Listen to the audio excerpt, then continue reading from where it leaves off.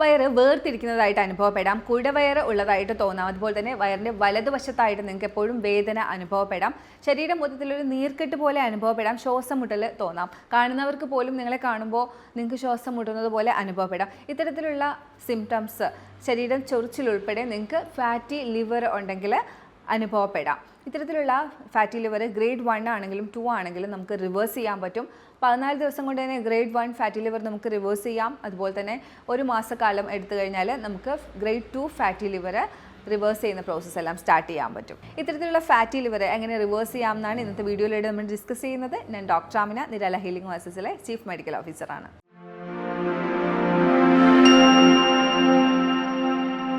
Fatty ലിവറിൻ്റെ പ്രോബ്ലമായിട്ട് നമ്മൾ അപ്രോച്ച് ചെയ്യുന്ന പേഷ്യൻസ് ആദ്യം തന്നെ പറയുന്നൊരു കാര്യമാണ് വയറിൻ്റെ വലതുഭാഗത്ത് എപ്പോഴും പെയിൻ ഉണ്ട്, അല്ലെങ്കിൽ കുടവയറ് വന്നു തുടങ്ങിയിട്ടുണ്ട്, വയറ് ഇങ്ങനെ വീർത്ത് വരുവാണ്, വയറാണ് ഇപ്പോൾ കൂടി വരുന്നത് എന്നുള്ളൊരു പ്രശ്നം.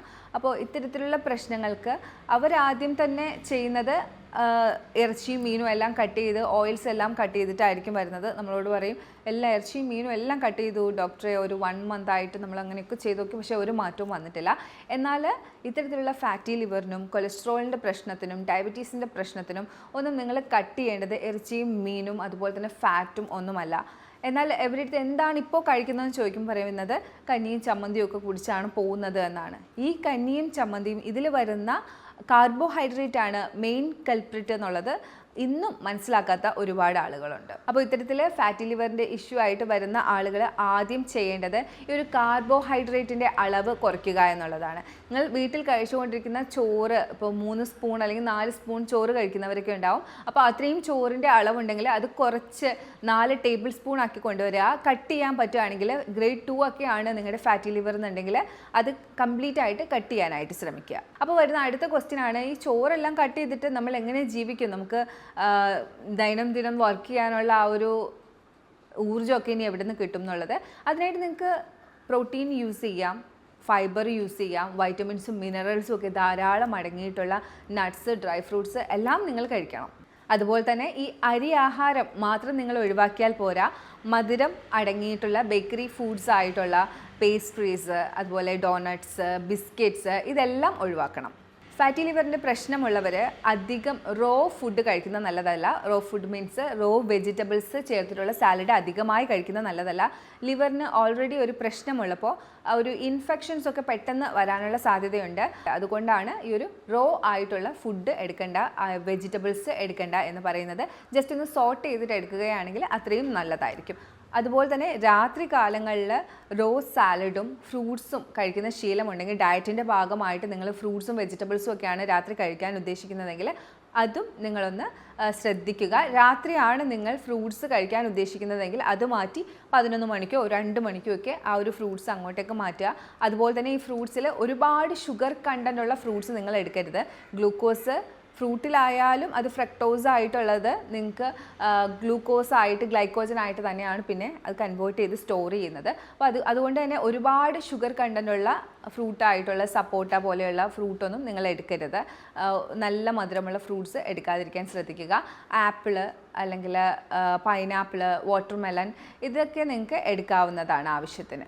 അതിൽ തന്നെ ഏറ്റവും കൂടുതൽ ഫൈബർ ഉള്ളത് പേരക്കയിലാണ്. പേരയ്ക്ക, ആപ്പിൾ, കുറച്ചൊക്കെ പൈനാപ്പിൾ, അത് തന്നെ ഒത്തിരി പഴുത്തു പോകാതിരിക്കാൻ ശ്രദ്ധിക്കുക. കുറച്ചൊക്കെ വാട്ടർമെലൺ ആവാം, മസ്ക് മെലൺ ആവാം. അപ്പോൾ ഇത്തരത്തിലുള്ള നമുക്ക് ഷുഗർ കണ്ടൻറ്റ് കുറഞ്ഞ ഫ്രൂട്ട്സ് വേണം നിങ്ങൾ യൂസ് ചെയ്യാനായി. ഇനി വെജിറ്റബിൾസിൻ്റെ കാര്യം പറയുകയാണെങ്കിൽ ആദ്യത്തെ തട്ടിൽ വരുന്നത് ഫൈബറൊക്കെ കൂടുതലായിട്ട് വരുന്നത് കോവക്ക, പാവക്ക, അതുപോലെ നാട്ടിൽ കിട്ടുന്ന വെണ്ടയ്ക്ക, ഇതിലൊക്കെയാണ് കൂടുതലായിട്ടും ഫൈബർ ഉള്ളത്. അത് കഴിഞ്ഞാൽ നിങ്ങൾക്ക് ഉള്ളി, തക്കാളി അതൊക്കെ യൂസ് ചെയ്യാം. റാഡിഷ്, ബ്രോക്കോളി, ക്യാബേജ്, അതുപോലത്തെ ക്രൂസിഫറസ് വെജിറ്റബിൾസിൽ നല്ല രീതിയിൽ ഫൈബറുണ്ട്. ക്യാരറ്റിലൊക്കെ പിന്നെയാണ് വരുന്നത് ക്യാരറ്റ്, ബീൻസ്.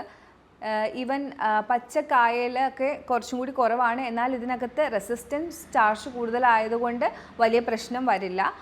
മധുരക്കിഴങ്ങിലൊക്കെ ഈ അടിയിലേക്ക് ഭൂമിയുടെ അടിയിൽ വരുന്ന ഇതിലെല്ലാം കൂടുതൽ കാർബോഹൈഡ്രേറ്റ് ഉണ്ട്. എന്നാൽ ഫാറ്റുമായിട്ട് മിക്സ് ചെയ്ത് കഴിക്കുകയാണെങ്കിൽ നിങ്ങൾക്കൊരു നല്ല ഹെൽത്തി ഫുഡായിട്ട് കഴിക്കാൻ പറ്റും, ആവശ്യത്തിന് ക്വാണ്ടിറ്റി. അപ്പോൾ നമുക്ക് ഡയറ്റിൻ്റെ കാര്യത്തിൽ കൂടുതൽ ഫൈബറും കൂടുതൽ പ്രോട്ടീൻസും കുറഞ്ഞ അളവിൽ കാർബോഹൈഡ്രേറ്റും എടുത്തുകൊണ്ട് നമുക്ക് ഈ ഒരു ഫാറ്റി ലിവറിനെ ഫൈറ്റ് ചെയ്ത് തോൽപ്പിക്കാൻ പറ്റും. അപ്പോൾ എൻ്റെ ആ ഒരു പേഷ്യൻറ്റും ഇതുപോലെ തന്നെയായിരുന്നു. കുറഞ്ഞ അളവിലുള്ള കാർബോഹൈഡ്രേറ്റും കൂടുതൽ ഫൈബറും പ്രോട്ടീനും ഒക്കെ എടുത്തിട്ടുള്ള ഡയറ്റ് സ്റ്റാർട്ട് ചെയ്തു. രാവിലെ ആണെങ്കിൽ ഓംലെറ്റിനകത്ത് ഒരുപാട് വെജിറ്റബിൾസ് ഇട്ടുകൊണ്ടുള്ള ഓംലെറ്റ് ആണ് കഴിച്ചുകൊണ്ടിരുന്നത്. ഉച്ചയ്ക്ക് അവിയലും മീനുമാണ് ഞാൻ എടുക്കാനായിട്ട് സജസ്റ്റ് ചെയ്യുന്നത്. വൈകിട്ട് ഒരു സൂപ്പാണ് എടുക്കാൻ സജസ്റ്റ് ചെയ്യുന്നത്. ആ സൂപ്പിനകത്ത് മഷ്റൂംസോ ചിക്കനോ എന്തെങ്കിലുമൊക്കെ നിങ്ങളുടെ ഇഷ്ടത്തിന് ആഡ് ചെയ്യണമെങ്കിൽ ആഡ് ചെയ്യാം.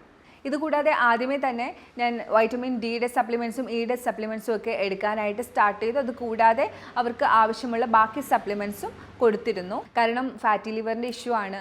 ലിവറിന് ഓൾറെഡി ഡാമേജസ് വന്നിട്ടുണ്ട്. അപ്പോൾ ഈ ഡാമേജസ് ഹീലാവുകയും കൂടി ചെയ്യണം. ലിവറിൻ്റെ ആ ഒരു ലോഡ് നമുക്ക് കാർബോഹൈഡ്രേറ്റ് കുറച്ചുകൊണ്ട് നമുക്ക് ലിവറിൻ്റെ ലോഡ് കുറച്ചെടുക്കാം. പക്ഷേ ലിവറിന് വന്നിരിക്കുന്ന ആ ഒരു ഡാമേജസ് മാറണമെങ്കിൽ അതിന് വേണ്ടിയിട്ടുള്ള സപ്ലിമെൻറ്റ്സ് വൈറ്റമിൻസ് നമ്മുടെ ബോഡിയിൽ എത്തണം. അപ്പോൾ വൈറ്റമിൻ ഡിയും അതുപോലെ തന്നെ ഇയും ഒക്കെ ഇതിന് ഒരുപാട് ഹെൽപ്പ് ചെയ്യുന്നുണ്ട്. അതുപോലെ തന്നെ ബാക്കി കുറച്ച് സപ്ലിമെൻറ്റ്സും ഒക്കെ ഇതിന് ഹെൽപ്പ് ചെയ്യുന്നുണ്ട്. അത് നിങ്ങളുടെ ശരീരത്തിൻ്റെ സ്ഥിതി അനുസരിച്ചും ലിവറിൻ്റെ സ്ഥിതി അനുസരിച്ചുമായിരിക്കും നമ്മൾ മാറ്റി തരുന്നത്. ഇതുകൂടാതെ പേഷ്യൻറ്റിനോട് പറഞ്ഞിട്ടുള്ളൊരു കാര്യമാണ്, ഡീടോക്സ് നടക്കാനായിട്ട് ലിവറിനെ ഒന്ന് ഡീടോക്സ് ചെയ്യാനായിട്ട് ബീട്രൂട്ട് ജ്യൂസ് എടുക്കുന്നത് നല്ലതാണ്. ചിലർക്കൊക്കെ ബീട്രൂട്ട് ജ്യൂസ് വളരെ പാടായിരിക്കും. പക്ഷേ ഈ ഒരു ബീട്രൂട്ട് ജ്യൂസ് നിങ്ങളുടെ ലിവറിന് വളരെ നല്ലതാണ്.